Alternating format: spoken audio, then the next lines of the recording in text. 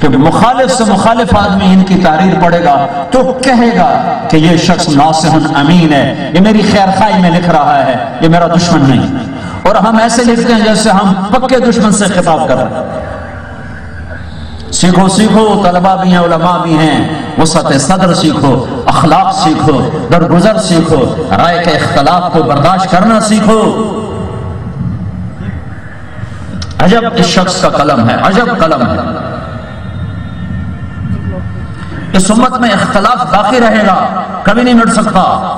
میرے نبی نے دعا مانگی تھی، یا اللہ ان پہ کوئی ظالم آ کے مٹا نہ دے، اللہ نے کہا قبول۔ یا اللہ ان پر کوئی آسمانی عذاب ایسا نہ آئے کہ انہیں مٹا دے، قبول۔ یا اللہ ان پر کوئی قحط ایسا نہ آئے کہ مٹا دے، قبول۔ یا اللہ ان میں اختلاف نہ ہو، تو میرے اللہ نے کہا نہیں میرے حبیب اختلاف ہوگا۔ جب یہ چیز ہے کہ یہ ہوگا تو شریعت نے حدود بھی بتائی ہیں، اس کا طریقہ بھی بتایا ہے، اس کا راستہ بھی بتایا ہے۔ امام شافعی ابو حنیفہ رحمۃ اللہ علیہ کی مسجد میں آئے اور رفع یدین نہیں کیا۔ لوگوں نے کہا آپ تو سب سے بڑے داعی ہیں رفع یدین کے، آپ نے کیوں نہیں کیا؟ کہ اس قبر والے کے احترام میں نہیں کیا، کہ یہ اسے کہتا تھا کہ یہ افضل نہیں ہے، چھوڑنا افضل ہے۔ یہ افضل کا اختلاف ہے، کوئی حلال حرام کا تھوڑا ہی ہے، جائز ناجائز کا تھوڑا ہی ہے۔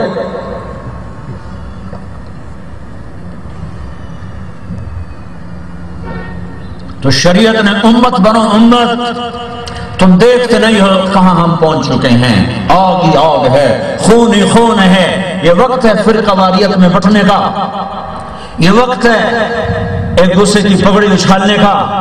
امت بنو امت بنو امت بنو امت بنو، اختلاف کو برداشت کرو، وسعت صدر پیدا کرو، اخلاق سنو۔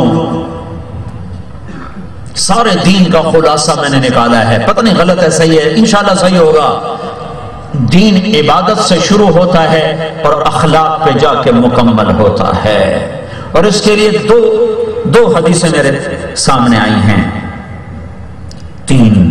ایک میرے نبی نے کہا دنیا سے جاتے ہوئے الصلاۃ وما ملکت ایمانکم، عبادت اخلاق۔ اے میری امت نماز نہ چھوڑنا، اے میری امت غریبوں سے اچھا سلوک کرنا، عبادت اخلاق۔ عبادت سے شروع ہوتا ہے، اخلاق پر مکمل ہوتا ہے۔ بنی الاسلام علی خمس، اسلام کی بنیاد پانچ باتیں، اسلام کی بنیاد پانچ، کلمہ نماز روزہ حج زکات۔ تو بنیاد ہے، تو بنیاد تو گھر کی ہوتی ہے، اور گھر جا کے چھت پہ مکمل ہوتا ہے۔ تو میں اس کو ڈھونڈتا رہا کہ چھت کہاں سے لاؤں، چھت کہاں سے لاؤں، تو مجھے ایک حدیث ملی، تو مجھے چھت مل گئی، انما بعثت لاتمم مکارم الاخلاق۔ اے میری امت میں تمہارے اخلاق کو مکمل کرنے کے لیے بھیجا گیا ہوں۔ بنیا اسلام کی ابتدا، اتمم اسلام کی انتہا۔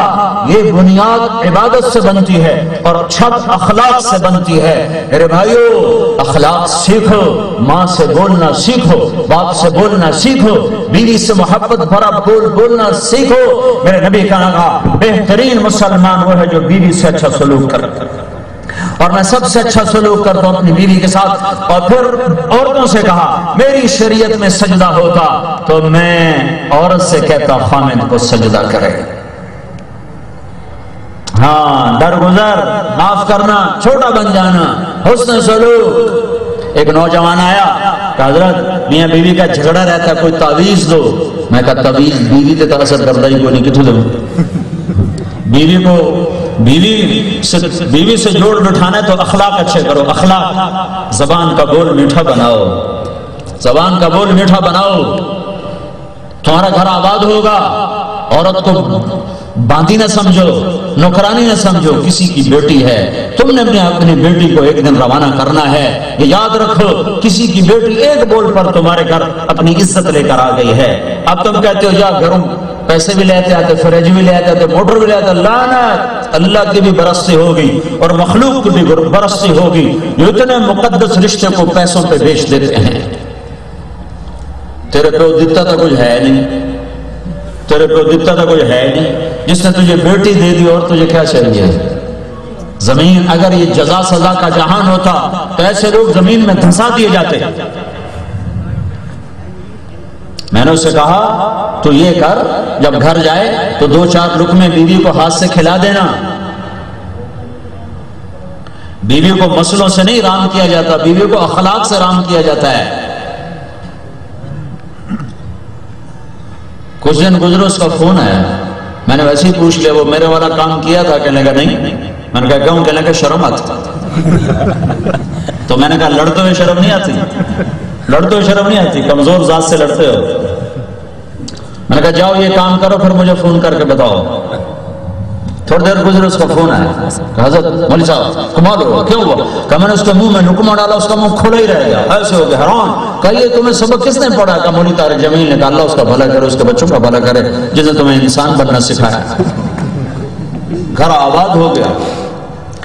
گزشتہ رات، گزشتہ سے پیوستہ رات مجھے جاپان سے ایک فون آیا، ایک آدمی کو آدھا گھنٹہ بات کی کہ میرا گھر اجڑ گیا ہے، کاش میں نے تیرا بیان 5 سال پہلے سنا ہوتا تو میرا گھر نہ اجڑتا۔ میں بیوی پہ ہاتھ اٹھاتا تھا، میں اسے مارتا تھا، میں اسے گالیاں دیتا تھا۔ وہ جاپان ہے، وہ اپنے بچے بھی لے گئی، خود بھی لے گئی، آج 1 سال ہو گئے، مجھے اس کی کچھ خبر نہیں وہ کہاں چلی گئی۔ مولوی صاحب یہ تمہارا قصور ہے کہ تم دیر سے تم نے مجھ تک اپنی بات کو پہنچایا ہے، یہ تمہارا قصور ہے کہ تم نے دیر کے بعد ہم تک بات کو پہنچایا ہے۔ کاش میں نے یہ بیان 5 سال پہلے سنا ہوتا تو میرا گھر نہ اجڑتا۔ میں نے بیوی کو نوکرانی سمجھا، میں نے اسے کسی کی بیٹی نہ سمجھا، کسی کی بہن نہ سمجھا۔ آج میرا سب کچھ اجڑ چکا ہے، میری دنیا تاریک ہو چکی ہے۔ ہاں یہ بڑے دکھی مسائل ہیں جو ممبر سے بیان نہیں ہوتے ہیں، اور یہ گھر گھر میں آگ لگی ہوئی ہے۔ مسلم شریف کی روایت ہے شیطان روزانہ کچہری لگاتا ہے۔ ہاں بھائی، اپنے شیطانوں سے پوچھا کیا کیا کیا کیا کیا کیا؟ کہتا ہے زنا کروایا، شراب پلوایا، مثال دے رہا ہوں، یہ کروایا وہ کروایا۔ آگے شیطان کہتا ما صنعت شیئا ما صنعت کچھ۔ ایک شیطان کھڑا ہو کر کہتا ہے جناب میں نے میاں بیوی کو لڑوایا۔ کہا شاباش پتر کم تو کر کے اور آ جا۔ اس کو گلے سے لگاتا ہے، اس کو اپنے پاس بٹھاتا ہے، کہتا ہے کام تو کر کے آیا ہے۔ شرابی کی شراب اس کی ذات تک، زانی کا زنا اس کی ذات تک، بے نمازی کی غفلت اس کی ذات تک، میاں بیوی کی لڑائی خاندانوں کو آگ لگا دیتی، نسلیں بگڑ جاتی، اولادیں بھٹکے ہوئے راہی کی طرح ہو جاتی ہیں۔ خاندان کو بچانے کے لیے قرآن نے کتنی آیات اتار دی ہیں۔ یہ زبان کا بول میٹھا کرو، یہ ناگن بھی ہے، پھول بھی ہے، یہ زہر بھی ہے، یہ تریاق بھی ہے، یہ شہد بھی ہے، یہ زہر بھی ہے۔ اگر تم نے اسے میٹھا کر لیا تو دنیا تمہارے قدموں پہ جھکے گی، تم نے اسے زہریلا کر لیا تو تم ماں باپ کو بھی ڈسو گے، اولاد کو بھی ڈسو گے، بیویوں کو بھی برباد کرو گے، اور آگ جہنم بھی تمہارا استقبال کرے گی۔ میرے نبی نے فرمایا سب سے زیادہ جہنم میں گرانے والی یہ زبان ہے۔ یہ آپ نے معاذ بن جبل سے فرمایا معاذ افلا انبئک بملاک الامر کلہ، معاذ تمہیں سارے دین کا بادشاہ بتاؤں؟ اجل یا رسول اللہ۔ تو میرے نبی نے زبان باہر نکالیا، مجھے دیکھو، جیسے معصوم بچے کو سمجھایا جاتا ہے معاذ معاذ، جس کے ہاتھ میں قیامت کے دن علماء کا جھنڈا ہوگا، معاذ اسے قابو میں رکھو۔ اور مولوی کو 2 چیزیں قابو میں رکھنے کی ہیں، ایک قلم ایک زبان۔ عوام کے ہاتھ میں قلم کو، مولوی کو 2 چیزوں میں قابو رکھنے کی ضرورت ہے، ایک قلم پہ قابو رکھے، ایک زبان پہ قابو رکھے۔ اس کا قلم بڑا قیمتی ہے، یہ چلا تو آج تک دین موجود ہے، یہ نہ چلتا تو دین کیسے باقی؟